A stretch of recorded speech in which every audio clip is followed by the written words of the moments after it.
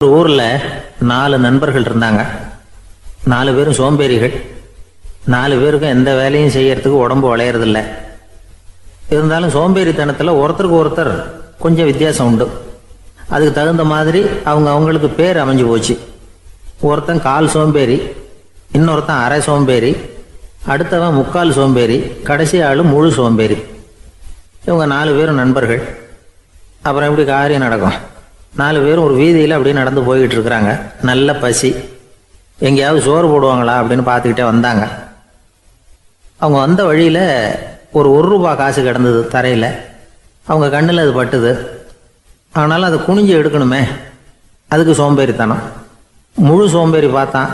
பக்கத்தில் வந்துக்கிட்டு இருந்த முக்கால் சோம்பேறிக்கிட்ட சொன்னானா, டேய் அதை கொஞ்சம் குனிஞ்சு எடுறா அப்படின்னானா. அவன் என்ன பண்ணான் தெரியுமா? அதுக்கு அடுத்தபடியாக வந்த அரை சோம்பேறிகிட்ட சொன்னானா, டேய் நீ அதை கொஞ்சம் குனிஞ்சு எடுறா அப்படின்னானா. அவன் இவனை விட மோசம். அடுத்தவங்ககிட்ட சொல்லியிருக்கிறான். அவனும் குனியறதுக்கு தயாராக இல்லை. ஆக கூடி கடைசியில் யாருமே காசை எடுக்கலை. என்னத்துக்கு அனாவசியமாக உடம்ப வளைச்சிக்கணும் அப்படின்னு எல்லாரும் பேசாமல் வந்துட்டாங்க. அவங்க பாட்டுக்கு நடந்து வந்துக்கிட்டே இருக்கிறாங்க. எதிரில் ஒருத்தன் வாழைப்பழத்தை வண்டியில் வச்சு தள்ளிக்கிட்டே வந்தான். ரூபாய்க்கு 4 பழம்னு கூவி விற்றுக்கிட்டே வர்றான். இப்போ அந்த முழு சோம்பேறி சொன்னானா, டேய் வழியில் கிடந்ததை 1 ரூபா, அதையாவது எடுத்துக்கிட்டு வந்திருந்தா இப்போ இந்த பழத்தை வாங்கி ஆளுக்கு ஒன்று சாப்பிடலாமே அப்படின்னானா. ஆமாம் சாப்பிட்ருக்கலாமே அப்படின்னாங்களாம் மற்றவங்களும். ஆனாலும் திரும்பி போய் அதை எடுக்கணும்னு யாருக்கும் தோணலை.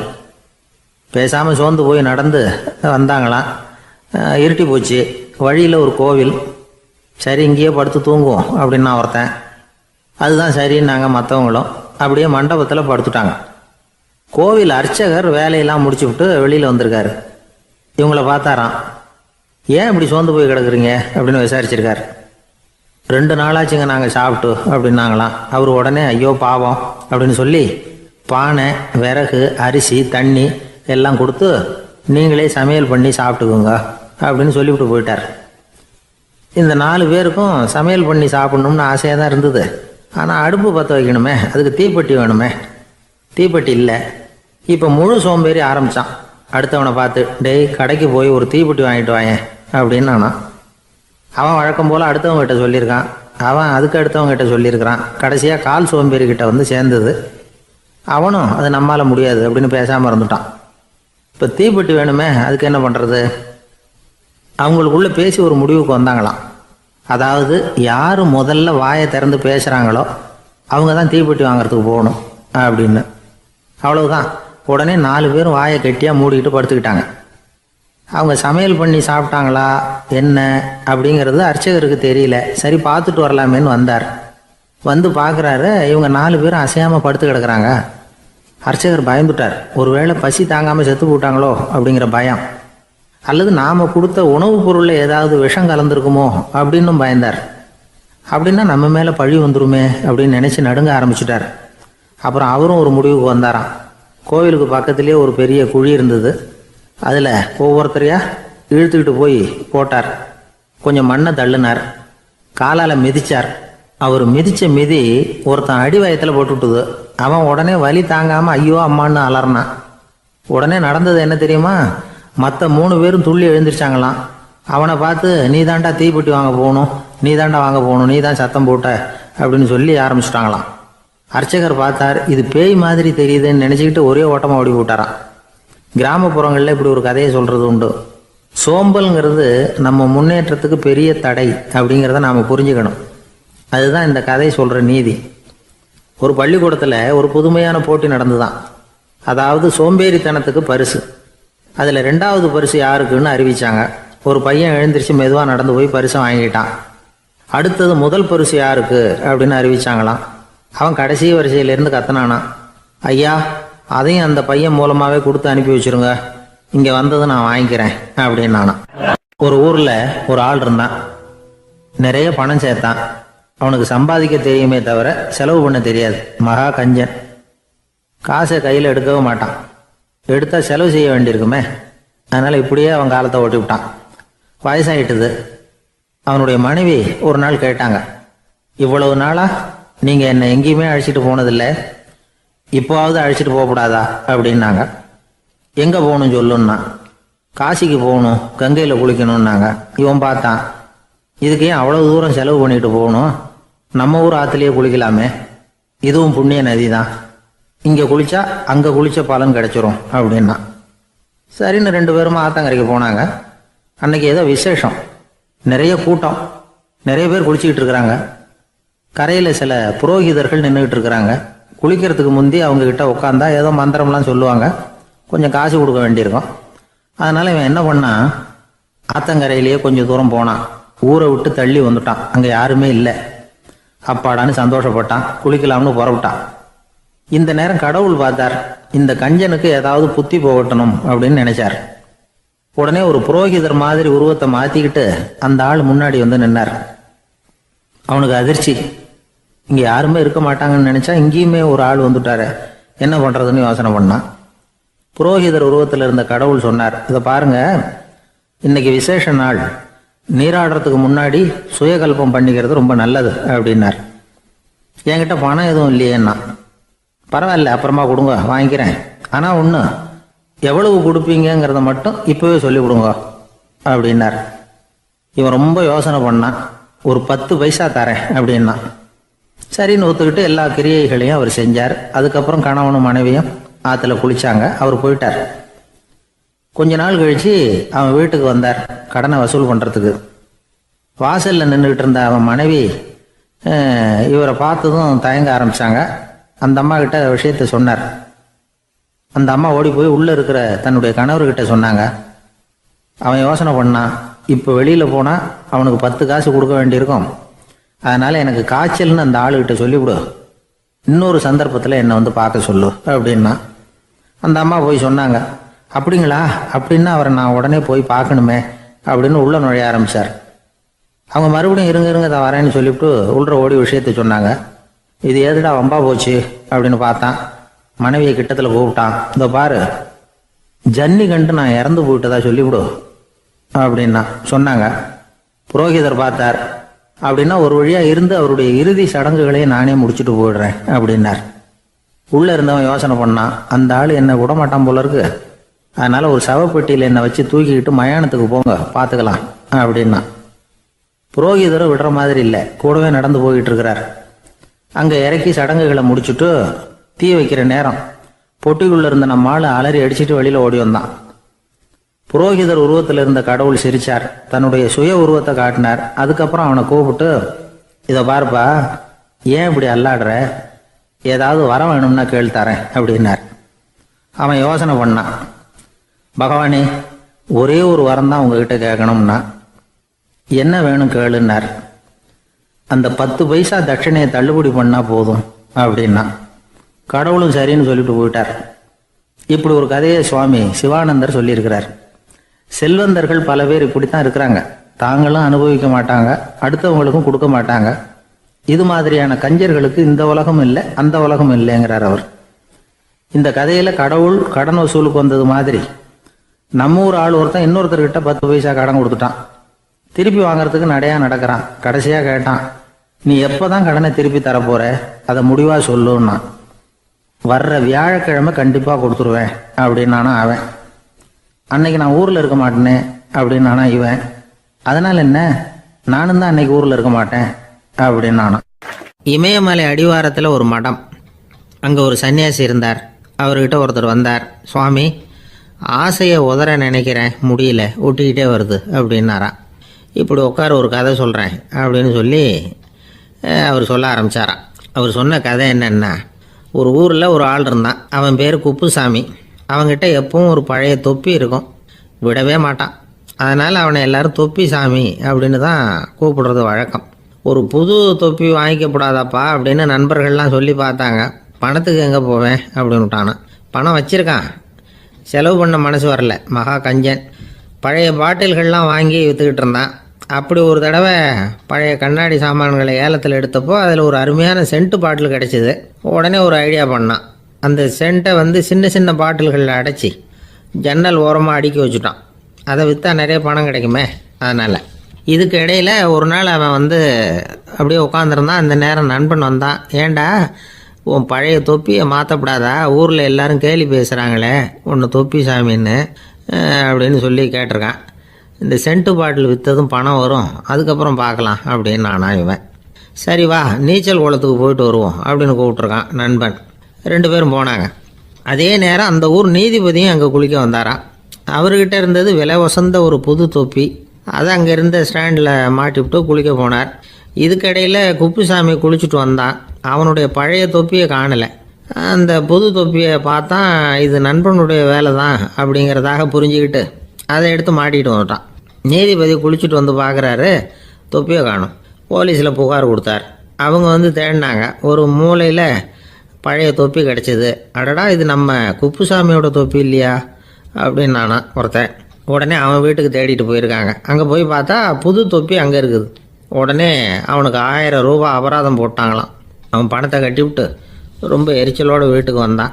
பழைய தொப்பி கண்ணில் பட்டது. மறுபடியும் உன்னால் தானே எனக்கு 1000 ரூபா நஷ்டம் அப்படின்னு சொல்லி அதை எடுத்துக்கிட்டு அப்படி போயிருக்கான்.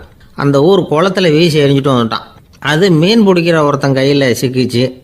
அவன் வர்ற வழியில் அதை எடுத்து வேகமாக வீசி எறிஞ்சான். அது நேராக குப்புசாமி வீட்டு ஜன்னல் வழியாக உள்ளே வந்து இந்த சென்ட்டு பாட்டில்கள் மேலே விழுந்து எல்லாம் உடஞ்சி நொறுங்கி போச்சு. குப்புசாமி பார்த்தான். தோட்டத்தில் ஆழமாக ஒரு குழியை வெட்டினான். அந்த தொப்பியை போட்டான், மூடிவிட்டான். இதை அடுத்த வீட்டுக்காரன் பார்த்தான். ஏதோ புதையல் தான் வச்சுருக்கான் போல இருக்குன்னு நினச்சான். போலீஸில் போய் புகார் கொடுத்துட்டான். மறுபடியும் போலீஸ் குழியை தோண்டினாங்க. பழைய தொப்பி மறுபடியும் வெளியில் வந்தது. எல்லோரும் சிரிக்கிறாங்க. அன்னைக்கு ராத்திரியே அந்த தொப்பியை எடுத்துக்கிட்டு நேராக புறப்பட்டான். ஒரு கல்லில் அதை சேர்த்து கட்டி குடிநீர் தொட்டி இருக்கும்ல அதில் போட்டுட்டு வந்துட்டான். இனிமேல் என்ன பண்ணும் பார்ப்போன்னு. ஒரு நாள் திடீர்னு குழாயெல்லாம் அடைப்பட்டு போச்சு. மாநகராட்சி அலுவலர்கள் வந்து என்னன்னு பார்த்தா அந்த பழைய தொப்பி குழாயை அடைச்சிக்கிட்டு இருக்குது. இது குப்புசாமியோட தொப்பிங்கிறது தான் எல்லாருக்கும் தெரியுமே. உடனே குடிநீரை வந்து பாழாக்கணத்துக்காக குப்புசாமிக்கு கோர்ட்டு 2500 ரூபா அபராதம் போட்டுவிட்டுது. அதையும் கட்டிவிட்டு வெளில வந்தான். கடைசியாக முடிவு பண்ணான். ஒரு நெருப்பு குச்சியை கிழிச்சான்.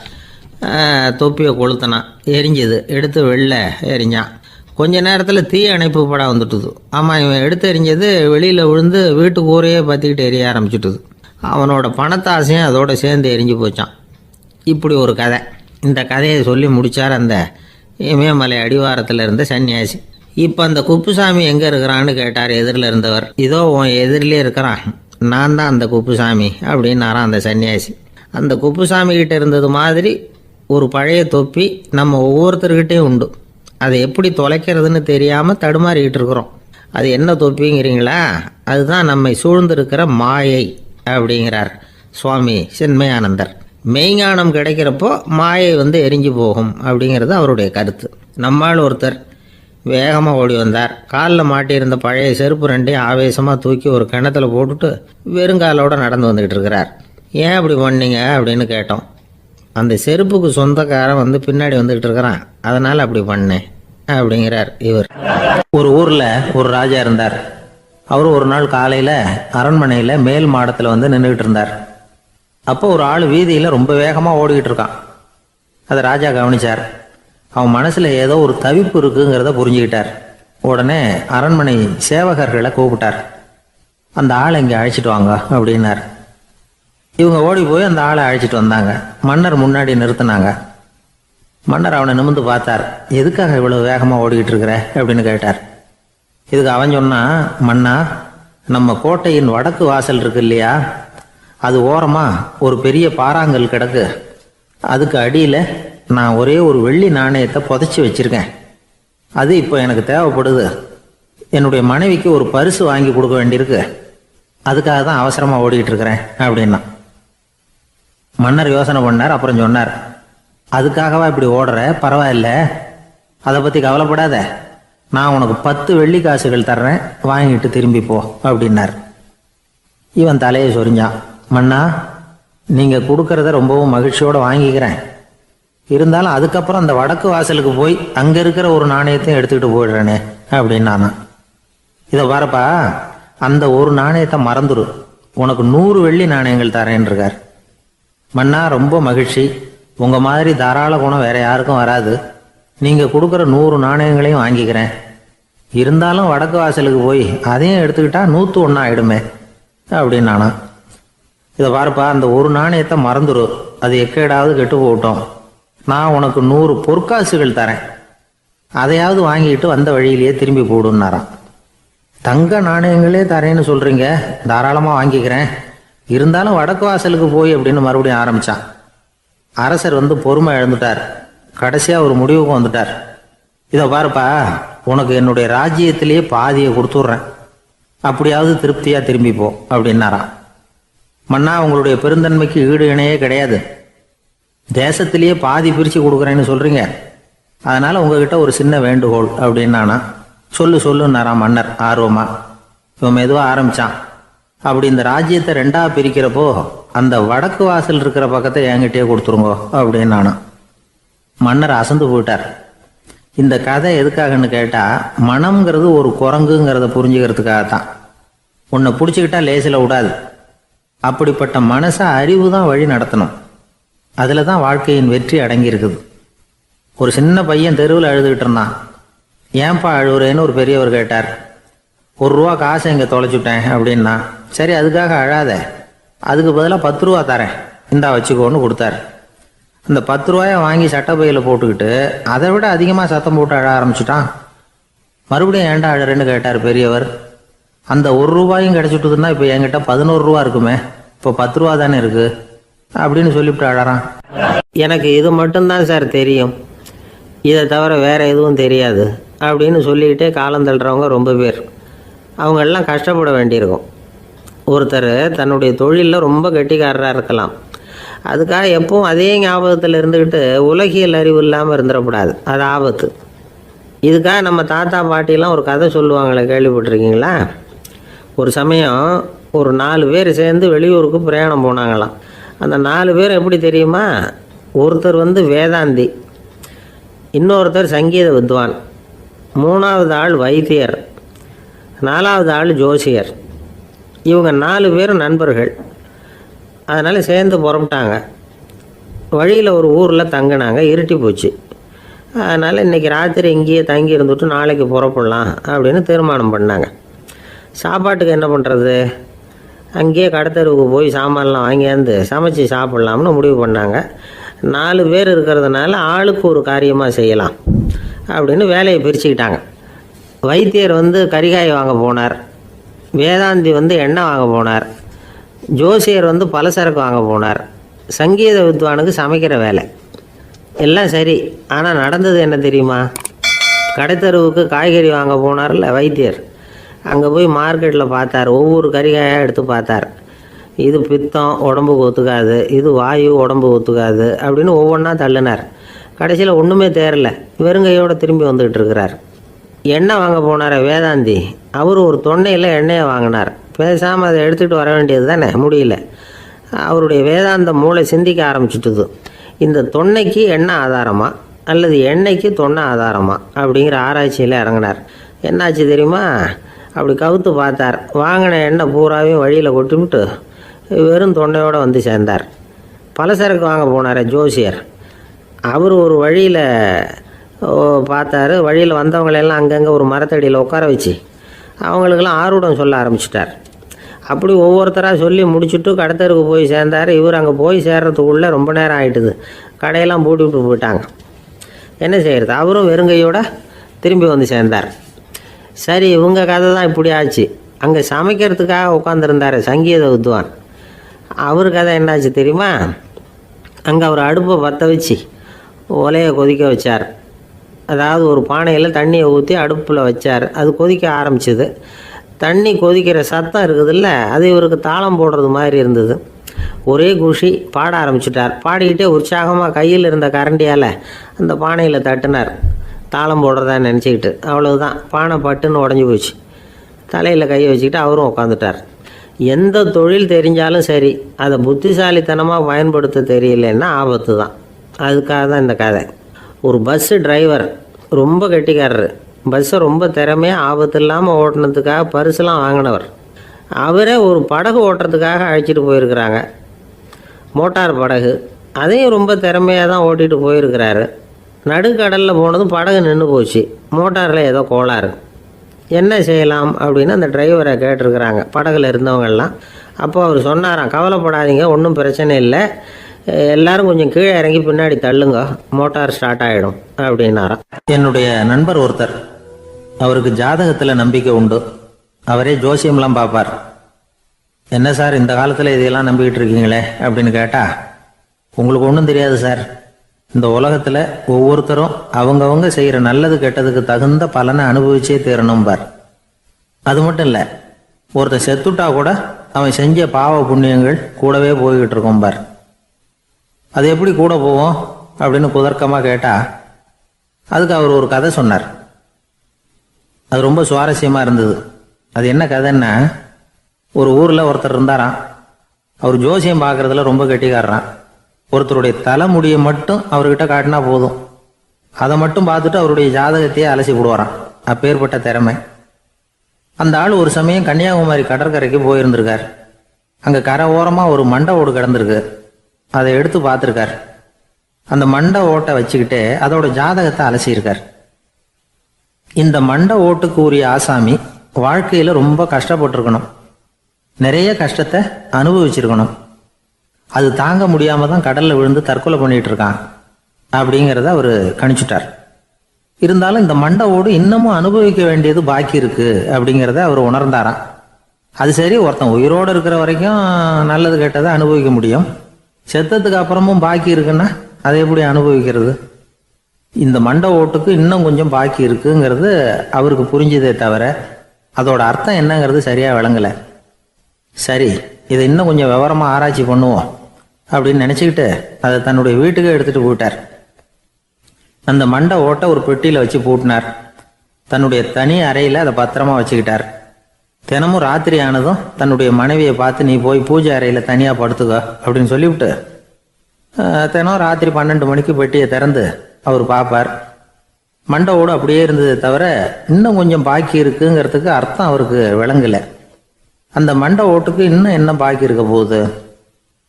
எப்படியோ ஒரு 10 நாள் போச்சு. அந்த வீட்டம்மாவுக்கு சந்தேகம் வந்துட்டுது. நம்ம வீட்டுக்காரரு நம்மளை தனியாக ஏன் தூங்க சொல்கிறார் அப்படிங்கிற சந்தேகம். உடனே பக்கத்து வீட்டு அம்மா கிட்ட விஷயத்த சொல்லியிருக்கிறாங்க.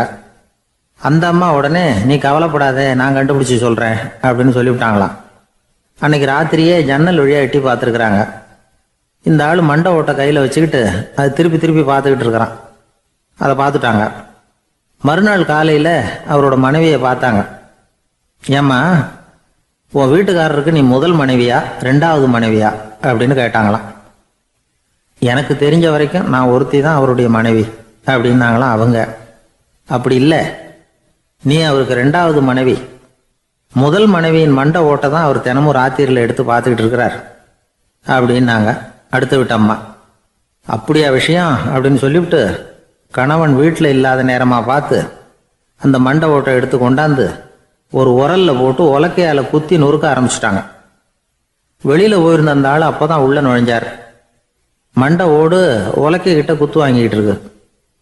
அது அனுபவிக்க வேண்டியது இன்னும் கொஞ்சம் பாக்கி இருக்குங்கிறதுக்கு அர்த்தம் எனக்கு இப்போ தான் புரிஞ்சுது அப்படின்னாராம் அவர். இந்த கதையிலேருந்து நாம் இன்னொரு நீதியையும் புரிஞ்சுக்கணும். அதாவது நம்ம வீட்டை பற்றி நமக்கு புரியாததெல்லாம் அடுத்த வீட்டுக்கு. ஒரு ஊரில் ஒரு இளைஞன் இருந்தான். ஒரு நாள் அவன் ஒரு குருவை தேடிக்கிட்டு புறப்பட்டான். ஊரை விட்டு வெளியில் போனான். போகிற வழியில் ஒரு காடு. அந்த காட்டில் ஒரு மரத்தடியில் ஒரு பெரியவர் உட்காந்துருக்கிறார். அமைதியாக மௌனமாக அவர் அமர்ந்திருக்கிறார். இந்த பெரியவரை விசாரிக்கலாம், குருவை தேடி கண்டுபிடிக்கிறதுக்கு இவர் ஏதாவது ஒரு வழி சொல்லி கொடுப்பார் அப்படின்னு நினச்சிக்கிட்டு அவரை நெருங்கினான். ஐயா, எனக்கு ஒரு குரு தேவை, எங்கே கிடைப்பார், அவரை எப்படி அடையாளம் கண்டுபிடிக்கிறது, அதை பற்றி ஏதாவது விவரம் சொன்னீங்கன்னா நான் கண்டுபிடிச்சிக்குவேன் அப்படின்ட்டுருக்கான். பெரியவர் நிமிர்ந்து பார்த்தார். தம்பி, அது ரொம்ப சுலபம். அவர் வயசானவராக இருப்பார், என்னை விட சுமார் 30 வயசு அதிகமாக இருக்கும். அவர் ஒரு மரத்தடியில் தான் உட்காந்துருப்பார் அப்படின்ட்டுருக்கான். சரிங்க பெரியவரே, அது என்ன மாதிரியான மரம், எப்படி இருக்கும் அப்படின்னு கேட்டிருக்கான். பெரியவர் அந்த விவரங்களையும் சொல்லியிருக்கிறாரு. அது மட்டும் இல்லை, சந்திக்கிற நாள், நேரம், வினாடி முதற்கொண்டு எல்லா விவரங்களையும் துல்லியமாக சொன்னாராம். இவ்வளவு விவரங்களை இவரால் எப்படி சொல்ல முடியுது அப்படின்னு இவனுக்கு ஆச்சரியம். இருந்தாலும் அந்த பெரியவர் கடைசியாக ஒரு விவரம் சொன்னார். அது என்ன தெரியுமா, எப்படியும் நீ அவரை சந்திக்கிறதுக்கு ஒரு 30 வருஷம் ஆகும் அப்படின்னு சொல்லிவிட்டாராம். ரொம்ப நன்றிங்க பெரியவரே அப்படின்னு சொல்லிவிட்டு அந்த இளைஞன் புறப்பட்டுருக்கான். இப்போ அவனுக்கு குரு பற்றின விவரம் எல்லாம் கிடைச்சிட்டுது, சந்திக்கிற நேரமும் தெரிஞ்சுட்டுது. ஆனால் 30 வருஷம் அவரை தேடி அலைய வேண்டியிருக்குமே. அவன் தேட ஆரம்பித்தான். காடு மலை எல்லாம் சுற்றி அலைஞ்சான். பல வருஷங்கள் தேடினான். அழுத்து போயிட்டான். கடைசியில் அவனுக்கும் வயசாகிட்டுது. கடைசியில் தன்னுடைய சொந்த ஊருக்கே திரும்பி போயிட்டு இருந்தான். அங்கே ஒரு மரத்தடியில் அவன் தேடிக்கிட்டு இருந்த குருநாதர் கிடைச்சார். யார் அவருன்னா, 30 வருஷத்துக்கு முன்னாடி வழி சொல்லி கொடுத்தாருல அதே பெரியவர். அவருக்கு இப்போ 30 வயசு அதிகமாக இருந்தது. அதே மரம். அன்னைக்கு பெரியவர் சொன்ன அடையாளம் இப்போ பொருத்தமாக இருந்தது. இப்போ அந்த பெரியவர் சொன்னார், சரியாக வந்து சேர்ந்துட்டேன், வா, உனக்காக தான் நான் இவ்வளவு காலமும் காத்துக்கிட்டு இருந்தேன் அப்படின்னாரான். என்ன சொல்கிறீங்கன்றிருக்கான். 30 வருஷத்துக்கு முன்னாடி என்கிட்ட வந்தியே, அப்போவே என் காலம் வந்து முடிஞ்சு போயிருந்தது. அப்போவே என்ன உனக்கு அடையாளம் தெரியல, அதனால் இவ்வளவு காலம் உனக்காக காத்துட்ருக்கும்படி ஆயிட்டுது அப்படின்னாராம். ஐயா, அப்போவே நீங்கள் சொல்லியிருக்கலாமே, இதுதான் 30 வருஷம் கழித்து நீ சந்திக்க போகிற இடம், நான் தான் உன்னுடைய குரு அப்படின்னு சொல்லியிருக்கலாமே அப்படின்ட்டுருக்கான்.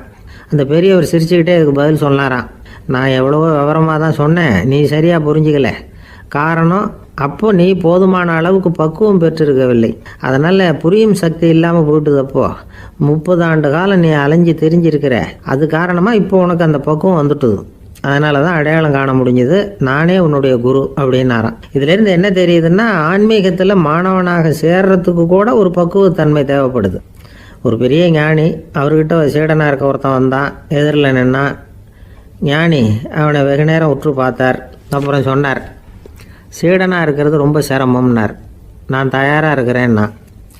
அது இன்னமும் சிரமமாச்சே, இங்கே வந்து குருவாக இருக்கிறது மட்டுமே சுலபம் அப்படின்னாராம். அப்படின்னா நான் குருவாகவே ஆயிடுறேன் அப்படின்னானா. இது போலவே இந்த காலத்தில் கதை ஒன்று உண்டு. ஒரு பள்ளிக்கூடத்தில் வகுப்பு ஆசிரியர் மாணவனை திட்டிக்கிட்டு இருந்தார். டேய், நீ 100க்கு 10 மார்க்கு தான் வாங்கிக்கிட்டு இருக்க, இவ்வளவு மோசமாக நீ படித்தா கடைசியில் மாடு மேய்க்கிறது கூட லாய்க்கு இல்லாதவனா ஆகிடுவேன், அதுக்கப்புறம் என்ன செய்ய போகிறேன் அப்படின்னாராம். பையன் தலையை சொரிஞ்சிக்கிட்டே சொன்னானா, சார் அப்படின்னா ஒன்று செய்கிறேன் அப்படின்னானா. இவர் கேட்டிருக்கார், என்ன செய்ய போகிறேன்னு. வேற என்ன சார், உங்களை மாதிரி ஒரு ஆசிரியர் ஆகிடுறேன் அப்படின்னானா. சங்கீத வித்வான்களில் பல வகை உண்டு. சில குறிப்பிட்ட ராகங்களை பாடுறதுல அவங்களுக்கு பெருமை வர்றது உண்டு. ஆனால் ஒருத்தர் இருந்தார், அவரால் ஒரு ராகத்துக்கே பெருமை வந்தது. அந்த ராகத்தை அவர் வாசித்து கேட்கணும் அப்படின்னு சொல்லுவாங்க. அது என்ன ராகம்னா தோடி ராகம். சரி, அந்த வித்வான் யாருன்னா அவர் தான் திருவாவடுதுறை ராஜரத்னம் பிள்ளை. பேராசிரியர் கல்கி ஒரு சமயம் தம்முடைய பத்திரிகையில் எழுதினாராம். அதை அப்படியே படிக்கிறேன் கேளுங்களேன். ஆஹா, ஸ்ரீ ராஜரத்னம் பிள்ளையின் தோடி ஆலாபனையை முதலில் கேட்டபோது அவருடைய கற்பனையை விட்டு தள்ளுங்கள். நம்முடைய மனதில் என்னென்ன இன்பமயமான கற்பனைகள் எல்லாம் உதித்தன. குழந்தை தாயிடம் கொஞ்சம் குரலை கேட்டோம், அன்னை குழந்தையிடம் கொஞ்சம் குரலை கேட்டோம், ரதியும் மன்மதனும் பேசிக்கொண்ட காதல் மொழிகளை கேட்டோம், முருகன் சிவபெருமான் செவிகுளிர மொழிந்த உபதேசத்தை கேட்டோம், கலைமகள் கவிஞனுக்கு அருளிய ஆசி மொழிகளை கேட்டோம், நாரத முனிவருடைய தம்பூரா சுருதியை கேட்டோம், ராவணன் தன் எலும்பை ஒடித்து வீணையாகச் செய்து வாசித்த கானத்தை கேட்டோம், கானப் பறவைகளின் கலகல ஒலியை கேட்டோம், கோலக் குயில்களின் குரல் இனிமையை கேட்டோம். இப்படிலாம் பேராசிரியர் கல்கி விமர்சனம் எழுதியிருக்கிறார். திருவாவடுதுறை ராஜரத்னம் பிள்ளை அவர்களுடைய வாசிப்பை கேட்டுட்டு TN ராஜரத்னம் பிள்ளை இறந்து போனார். அப்போ கவிஞர் கண்ணதாசன் எழுதினார், செவியனில் ஓடி எங்கள் சிந்தையில் ஓடி இந்த புவியெல்லாம் ஓடி நின்பார் பொங்கிய தோடி வேறிங்கு எவரிடம் போகும் ஐய இனி அதை காப்பார் யாவர் அவிந்தனின் சடலத்தோடே அவிந்தது தோடிதானும் அப்படின்னு எழுதினாராம். அந்த அளவுக்கு அவருடைய தோடியை ரசித்தவர்கள் உண்டு. அதே மாதிரி தோடின்னா என்னன்னு தெரியாமலே அவரை ரசித்தவங்களும் அந்த காலத்தில் உண்டு. அதாவது ஒரு பெரிய சபையில் இவர் வாசிச்சுக்கிட்டு இருக்கிறார். பாதியில் ஒரு பெரிய மனுஷன் உள்ளே வந்தார். அவர் உடம்புல பட்டு வேஷ்டி, ஜருகை, அங்கவஸ்திரம், வாயில் வெத்தலை, வாசனை புகையில, காதில் வைரக்கடுக்கன், கழுத்தில் தங்க சங்கிலி, கை விரல் பூரா மோதிரம், கையில் ஒரு வெள்ளி வெத்தலை புட்டி, உதவிக்கு 2 பேர் பக்கத்தில். இவ்வளவு பந்தாவோடு வரார் கச்சேரி கேட்கறதுக்கு. இப்படி வந்தவர் முதல் வரிசையில் உட்கார்ந்தார். வித்வான் வாசித்து முடித்ததும் இவர் அவரை பார்த்து, ஐயா, நீங்கள் தோடி வாசிக்கிறதுல ரொம்ப கெட்டிக்காரர்னு கேள்விப்பட்டிருக்கேன், அதை கேட்கறதுக்காக தான் மெனக்கிட்டு வந்திருக்கிறேன், அதை வாசிங்களேன் அப்படின்னாராம் இந்த பெரியவர். ராஜரத்னம் பிள்ளைக்கு ஒன்றும் புரியல. ஏன்னா இது வரைக்கும் அவர் வாசிச்சுக்கிட்டு இருந்ததே அந்த தோடி ராகத்தை தான். அதை வாசித்து முடித்ததும் அதை வாசிங்களேன்னு இவர் கேட்குறார். அப்படின்னா இவரோட ஞானம் எப்படிப்பட்டது? இவ்வளவும் கேட்டுட்டு இப்படி கேட்குறாரே அப்படின்னு அவர் யோசிச்சிருக்கிறார் ராஜரத்னம் பிள்ளை. உடனே என்ன பண்ணார் தெரியுமா? பக்கத்தில் ரொம்ப சாதுவாக சுருதி போட்டுக்கிட்டு இருந்த ஒரு முதுகில் ஓங்கி ஒரு குத்து விட்டாராம். அவருக்கு ஒன்றும் புரியல, எதுக்கு நம்மளை அடிக்கிறார் இவர், நம்மளை குத்துறாரு வித்வான்னு. அவர் அதிர்ச்சியால் இவரை நிமிர்ந்து பார்த்துருக்கார். அப்போ ராஜரத்னம் உள்ள சொன்னாராம், ஏய்யா ஐயா பெரிய மனுஷன், என்னுடைய பரம ரசிகர், தோடி ராகம் கேட்கணுங்கிறதுக்காக இவ்வளவு தூரம் வந்திருக்கிறார், வந்து வரிசையில் உட்காந்துருக்கார்.